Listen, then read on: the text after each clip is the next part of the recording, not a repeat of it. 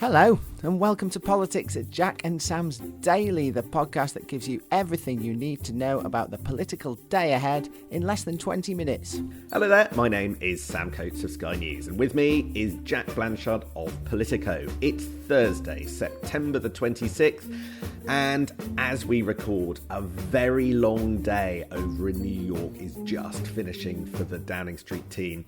And the number 10 lot are just collectively heading to bed after a huge few hours of diplomacy and interviews. Meanwhile, those of us left behind have collapsed back from the train from Liverpool. Jack, how was re-entry? I am very relieved to be back in my own bed after a few days at Labour Party conference. Sam, I'm sure you are too. These things are a little bit gruelling. I know, I can hear the tiny violins, can't you, for political journalists out there, but any sort of semblance of diet or exercise regime you may have collapses on impact with party conference, doesn't it? And you find yourself whirling around, chatting to people, drinking far too much, eating terrible food, not getting nearly enough sleep, especially if you were foolish enough to set up a morning podcast that means you have to get out of bed at 5 o'clock in the morning. Yes, and you arrive back and the domestic enthusiasm for your return is perhaps not matched by your energy levels as you roll off your train with your stinking clothes and indeed my producer's football kit, which is absolutely stunk out our hallway. Can I just say something really positive about party conference, though? Something that was actually good about it, which has never happened before, which is it was actually nice to meet some of the fans of this podcast. Dare I say, Sam, that people who listen to this podcast might be at the sort of political geekier end of the spectrum, and it turns out that there is quite a big crossover with the sort of people that go to party conference, and I was finding going around meeting loads of people who are devout listeners to this. So thank you very much, everyone who came up and said hello. I just want to give a special shout out to the cabinet minister, check this out, Sam, who wanted a selfie with me because their sister is such a devoted fan of this podcast. No one has ever asked me for a selfie before, and I'm standing in this bar with this cabinet minister, did it, and that was weird. And then later I bumped into one of their aides and said, oh yeah, they sent it to the sister, and she just replied, who was that guy?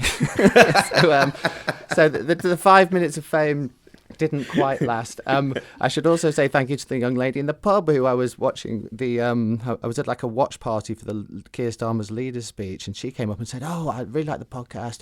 You're always asking for questions, so I've got a question. Are you Jack or Sam? I was like, yeah, it's not exactly Rory and Alistair levels yet, is it? But maybe one day. Which one do you want to be, Jack? Who would you prefer? Would you like to cosplay me someday? Dread to think. Unfortunately, we've got to start with a bit of a gear change because the clouds are building over the Middle East. Do you want to just tell us the three things that we're going to talk about today? Yeah, well, there's obviously one massive thing which is overshadowing everything. And as we said yesterday, the sort of all the stories from Labour Party conference very quickly blown away by the fact that the situation in the Middle East appears to be escalating very rapidly. And that has continued over the last 24 hours, as everyone will know. We're going to talk about that and the prospect of a larger regional war, which now looks very much likely between Israel and Lebanon. But we do need to talk about Labour's domestic strife as well. Keir Starmer still being dogged by questions about propriety within his team and his government, and also a bit of a look ahead to the budget, because there's lots of talk about that in the papers as well today. And if we've got time, and we've got to make time for them, we've got to talk about the Tories as well, Sam, because the Tory conference, hold your breath, is only a couple of days away, and we will be scooting off to Birmingham on Sunday, both of us, and so we better have a little look ahead to that as well. So loads to get through this morning. That's right, but let's start with the Middle East, just to set out the sequence of events in the last 24 hours, because things are moving so quickly. It's important to just bring you up to speed where we are now. Yesterday, Israel's military leaders told troops to get ready for a ground offensive against Hezbollah in Lebanon. And that moment where the chief of the general staff told the soldiers that boots will enter enemy territory was the moment that hopes faded that some kind of ground invasion by Israel could be avoided. I was talking to a cabinet minister just 10 days ago who were hoping that we would never get to this point. But it looks increasingly like the hopes that Israel was just trying to send a signal with those exploding pages of a week ago was actually just the beginning of something bigger. And now what we have seen since then over in New York, where world leaders have gathered, is very intensive last-minute efforts to try and stop that happening. Yeah, that's right. And there's been very, very intensive diplomacy over in New York throughout the last 24 hours and all through late last night, culminating in the issuing of a statement at about 3 a.m. this morning UK time from 12 nations, including Britain and the US, various Arab nations as well, saying that it is time for a 21-day temporary ceasefire along the Lebanese border. And they say that we need to create some diplomatic space to try and do some proper diplomacy. Now that statement was a very long time coming and has been hammered out in the rooms of the United Nations General Assembly, where all the world leaders just happened to be this week. What do you think, Sam? I mean, it's good that the Allies are pretty much on the same side here now on this and have managed to find a form of words they can agree with. But is anyone in Israel going to listen? That's the big question. Of course, America is talking to Israel. They're not talking directly to Hezbollah, and you need both sides to engage for there to be a ceasefire. We are recording this. It's now about 5 to 7 in the morning. My Sky colleague over in Washington, Mark Stone, is now currently reporting that US officials believe they think this ceasefire call for 21-day ceasefire will work. They are saying US officials are saying that a deal is near. Let me read you what in one late night phone briefing from US administrations. They said that had resulted in near agreement between both sides. So let's see. There is just a little bit of optimism. But as Mark himself points out, whether it's officials speaking off the record or whether it's the president himself, there have been so many times talk of ceasefire and pauses that just haven't happened because one side or the other have decided not to honour what they were saying in private. So signs that this could work, but no certainty at all. Absolutely. And it should say Britain is involved very heavily in these negotiations, although it seems France and the US, probably the two Western nations, taking a lead on it. But Keir Starmer is there in New York and trying to deal with this as well. And we should also say about Keir Starmer, he's meant to be making his first big address to the United Nations General Assembly today, Sam. I mean, this is a big moment for any Prime Minister. You stand up before the UN and you sort of you introduce yourself to the world in that way. You set your stall out, and Keir Starmer had a speech planned about the need to reduce conflicts in all parts of the world, and he was going to talk about poverty and so on. This all kind of overshadows that now, and I think when Keir Starmer does address the General Assembly later tonight, and I think that probably will be quite late on Thursday night, it's all now to the backdrop of this Middle East conflict and how that is escalating, rather taking away the spotlight from his moment in the sun. I think when they wrote the speech for Keir Starmer to give to the UN General Assembly later today, they thought the main story of this UN General Assembly was going to be Russia. Keir Starmer was going to promise responsible global leadership.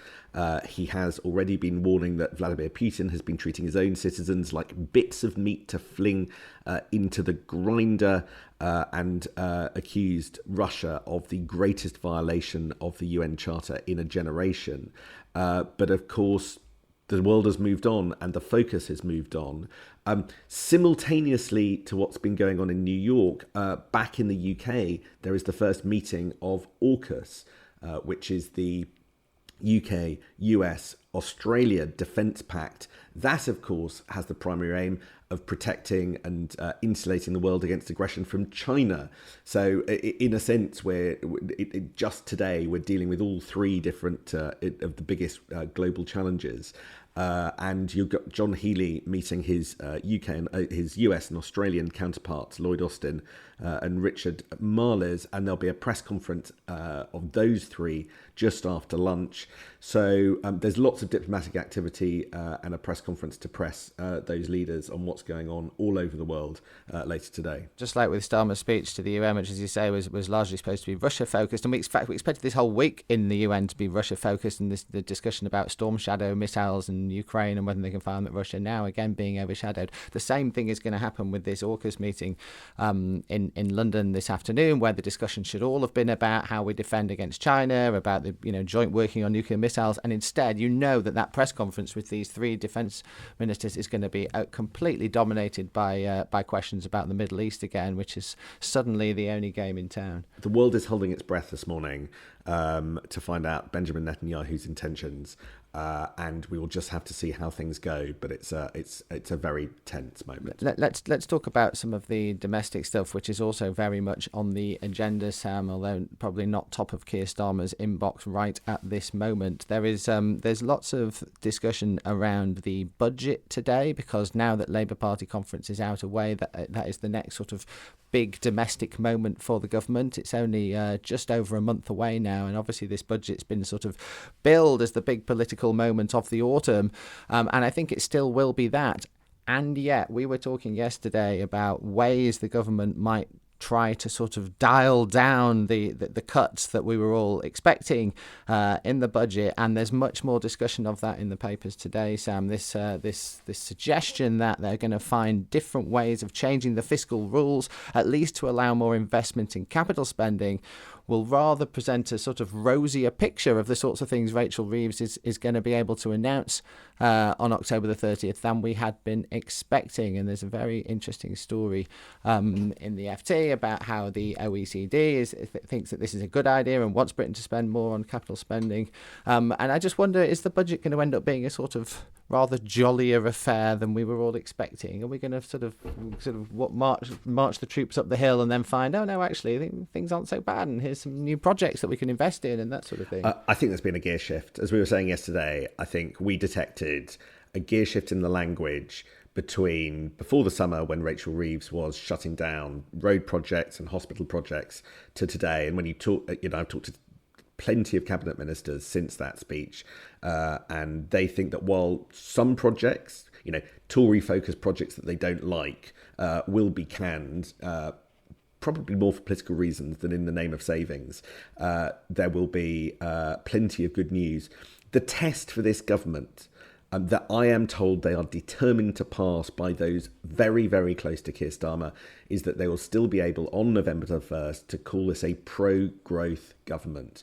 Now, if you do loads of tax rises on the wealthy, on business, if you cancel lots of investment projects, if you do a very aggressive version of the workers' rights package, you're not going to be able to do that. I am told that is not where they intend to add up. And whilst they won't give particularly greater detail, the most senior people in Number 10 are adamant that it will still be a growth government on November the 1st. And you couldn't say that after the July 22nd statement.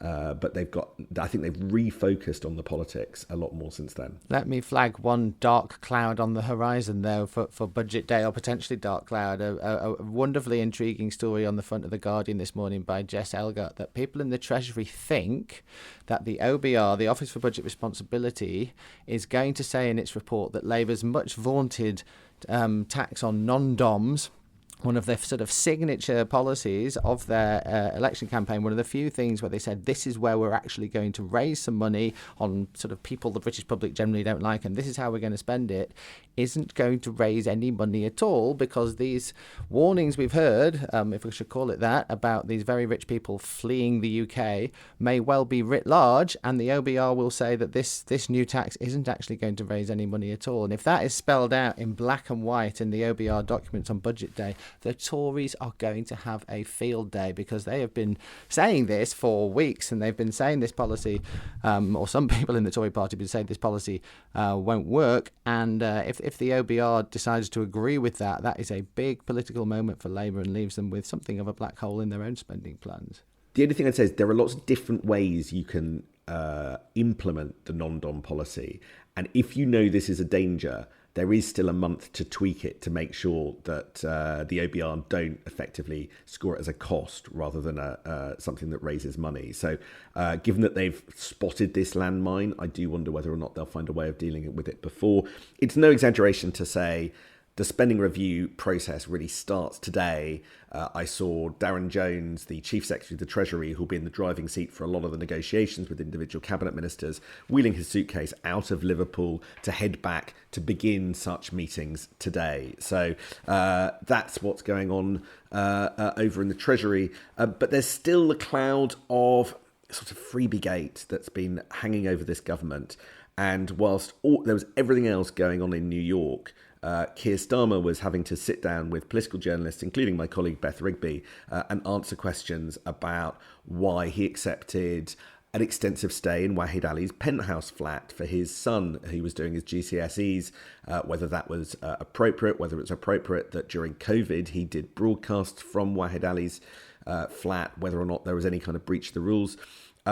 The sort of niggling concerns over Keir Starmer's willingness to accept things from donors hasn't gone away. No, it certainly hasn't. And amazing to me that this relatively small-scale seeming story that broke 10 days ago in the Sunday Times with the donation that was declared a bit late has escalated or been allowed to escalate the point that we are still talking about it, and the Prime Minister is still being absolutely grilled about it, even while there's a massive regional war breaking out in the Middle East.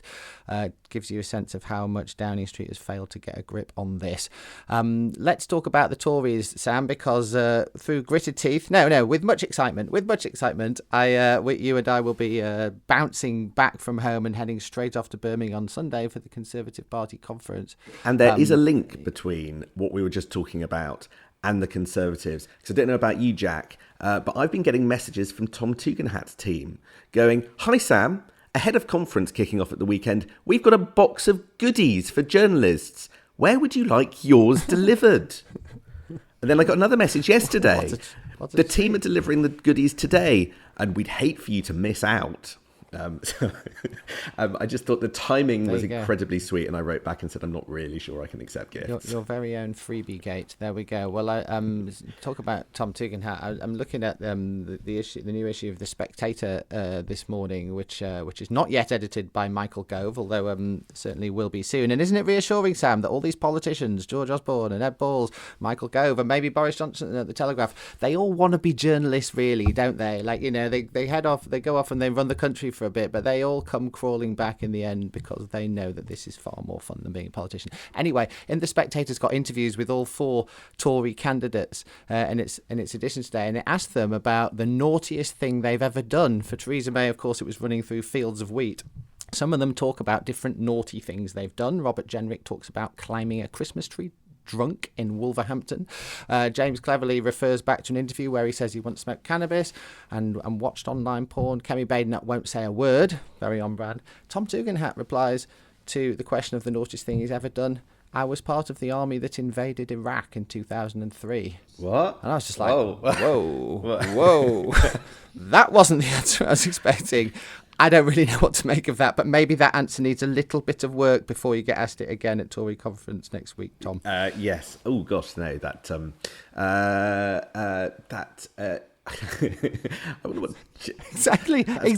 There's nothing you can say to that. Completely blindsided by that.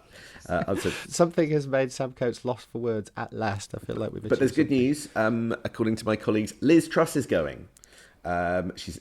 So we will be able to watch her judge the four leadership contenders as well. So she will no doubt want to be kingmaker of this process. So we will be following around. And just very briefly, Sam, how can we expect it to pan out next week? Will we see them all side by side strutting the stage, or what exactly? Rishi Sunak, who's actually leader, does almost nothing. Instead, we're just going to hear from all four every day.